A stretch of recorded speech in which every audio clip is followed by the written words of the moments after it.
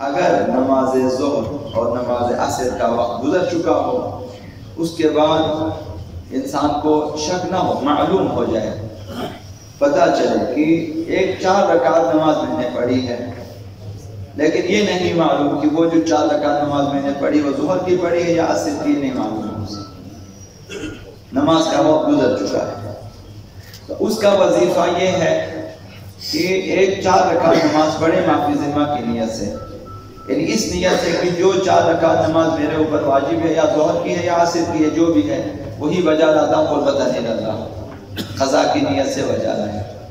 نماز ظہر عصر کا وقت گزرنے کے بعد اگر انسان کو معلوم ہو کہ ایک 4 رکعت نماز میں نے پڑھی ہے اور دوسری 4 رکعت میں نے نہیں پڑھی ہے، وہ جو 4 رکعت پڑھی ہے یہ معلوم نہ ہو کہ ظہر کی ہے یا عصر کی، اس کا وظیفہ یہ ہے کہ 4 رکعت نماز اور پڑھے معافی ذمہ کی نیت سے، اس نیت سے کہ جو بھی ہو قضا میں وہی بجا لاتا ہوں، قربت نہیں ڈالتا۔ یہ پہلا مسئلہ۔ دوسرا مسئلہ، اگر نماز مغرب اور نماز عشاء کا وقت گزر جانے کے بعد انسان کو معلوم ہو جائے، پتہ چل جائے، یقین ہو جائے کہ میں نے جو ہے ایک نماز پڑھی ہے، صرف ایک نماز، اور وہ بھی نہیں معلوم کہ مغرب کی پڑھی ہے یا عشاء کی، نہیں معلوم، اب وہ 3 رکعتی ہے 4 رکعتی ہے یہ پتہ نہیں ہے اسے، ایک نماز میں نے پڑھی ہے، نہیں معلوم کہ 3 رکعتی مغرب کی نماز یا 4 رکعتی عشاء کی نماز پڑھی، یہ نہیں معلوم۔ اس صورت میں اس پر واجب ہے کہ مغرب اور عشاء دونوں کی قضا بجا لائیں،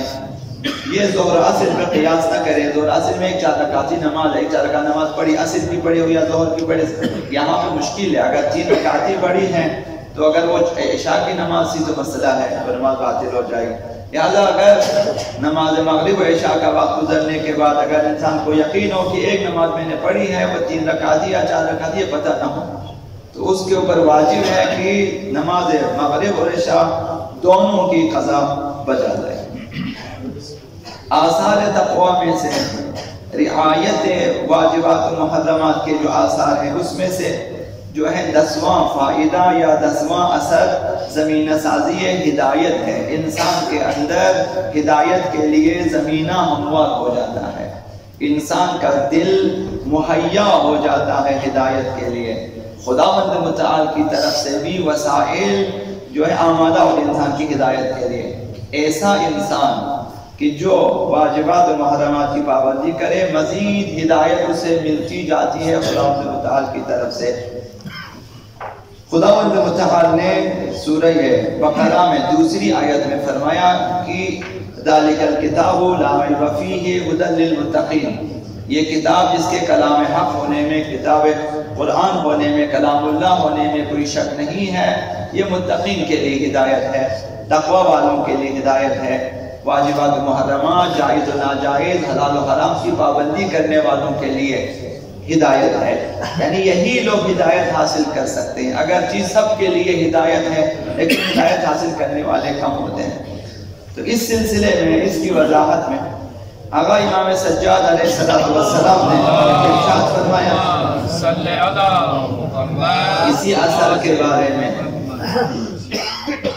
فرمایا اذا جمع اللہ الاولین والآخرین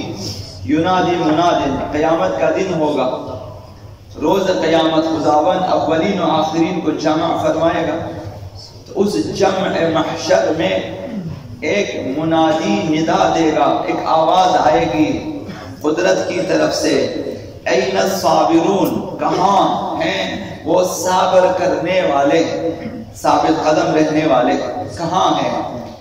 لیدخلوا الجنہ بغیر حساب، تاکہ یہ لوگ بغیر کسی حساب و کتاب کے جنت میں جائیں، کہاں ہیں وہ صبر کرنے والے؟ تو اتنے میں قال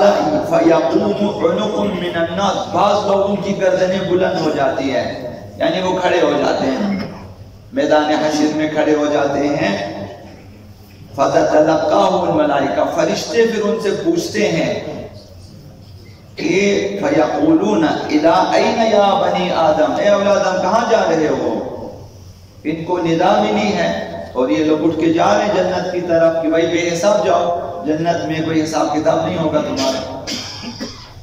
تو فرشتے انہیں روک لیتے ہیں اور پوچھ لیتے ہیں کہاں جا رہے ہو بنی آدم؟ فیقولون الی الجنہ، کہتے ہیں ہم جنت کی طرف جا رہے ہیں۔ فرشتے پھر سوال کرتے ہیں وقبل الحساب، بغیر حساب کتاب کے جا رہے ہو، ابھی تک تو حساب کتاب باقی ہے. فقالوا نعم، وہ لوگ کہیں گے ہم کوئی حساب کتاب نہیں ہمارا، ہمیں تو اجازت ملے ہم جائیں گے. تو فرشتے سوال کریں گے ومن انتم، کون ہو تم لوگ کہ بے حساب جا رہے ہو جنت میں؟ تو یہ لوگ کہیں گے الصابرون، ہم لوگ صبر کرنے والے لوگ ہیں، ہم لوگ ثابت قدم رہنے والے لوگ ہیں. تو فرشتے سوال کریں گے وما کان صبرکم، کس چیز پہ صبر کیا ہے تم لوگوں نے؟ صبر کا موقع، تمہارا محل مقام کیا ہے، کہاں تم نے صبر کیا؟ قالوا، وہ لوگ کہیں گے صبرنا علی طاعت اللہ، ہم نے اطاعت الہی پہ صبر کیا ہے، ہم نے نماز کی پابندی کی ہے، خمس زکوٰۃ کی پابندی، جو بھی واجبات ہیں ہم نے عمل کیا ہے. وصبرنا علی معصیت اللہ، اور معصیت خدا، گناہان، نافرمانی خدا، اس پر بھی ہم نے صبر کیا. یعنی ہم نے گناہ انجام نہیں دیا، صبر کیا ہے ہم نے. معصیت پر صبر کرنا یہ ہے. حتی تتوفانا اللہ عز وجل، ہم نے اس حد تک صبر کیا ہے تا ان کے خدا تعالی ہماری جانیں لے لی. یعنی زندگی میں موت تک ہم نے واجبات کی پابندی کی ہے، محرمات سے ہم نے پرہیز کیا ہے، حرام امور سے ہم نے پرہیز کیا ہے، یہ ہمارا صبر ہے تا ان کی ہماری موت آ گئی.